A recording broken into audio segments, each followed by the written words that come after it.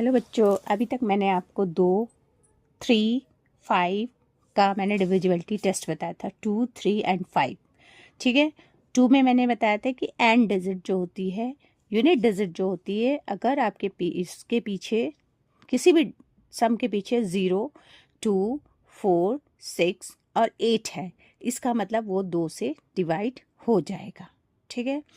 3 का मैंने बताया था कि जो भी आपको क्वेश्चन दिया गया उसके तीनों का सम कर लीजिए, और अगर वो सम 3 के टेबल में आता है तो वो 3 का से डिवाइड हो जाएगा।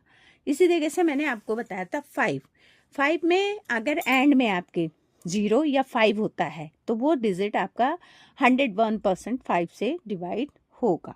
ठीक है। चाहे कितनी भी बड़ी संख्या दी गई होगी आपको डिवाइड करने के लिए, आप सिर्फ उसके पीछे देखिए 0 या 5 अगर है तो इसका मतलब वो 5 से डिवाइड हो जाएगा। नेक्स्ट आज मैं अब दोबारा दूसरी चीज़ मैं आपको बताने जा रही हूँ, 10th का डिविजिबिलिटी टेस्ट। तो 10th का डिविजिबिलिटी टेस्ट क्या होता है? A number is divisible by 10 if it and in 0। अगर कोई भी संख्या दे रखी है उसके पीछे 0 है तो वो 10 से डिवाइड हो जाएगा।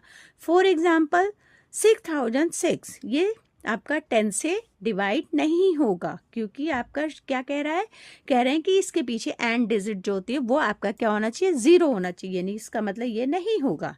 उसके बाद 640, इसके पीछे 0 है, 840, इसके पीछे 0 है, इसका मतलब ये आपका 10 से डिवाइड हो जाएगा।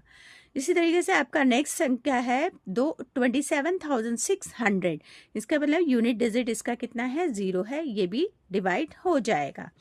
नेक्स्ट आपका आता है 27,690, ये भी आपका 10 से डिवाइड हो जाएगा क्योंकि इसके पीछे 0 है। नेक्स्ट आता है 4050, ये आपका 10 से डिवाइड हो जाएगा क्योंकि इसके पीछे जो है 0 है।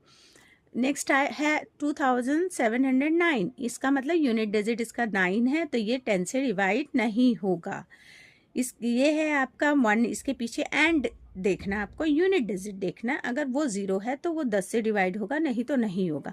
जैसे कि आपका ये भी नहीं होगा, ये आपका हो जाएगा, ये आपकी हो जाएगी संख्या, ये संख्या आपकी नहीं होगी, ये संख्या आपकी डिवाइड हो जाएगी, ये संख्या आपकी नहीं होगी, ये संख्या आपकी डिवाइड हो जाएगी क्योंकि यूनिट डिजिट 0 है, तो हो जाएगी। ये डिजिट भी आपके नहीं डिवाइड होगा क्योंकि इसके पीछे 5 है। Thank you.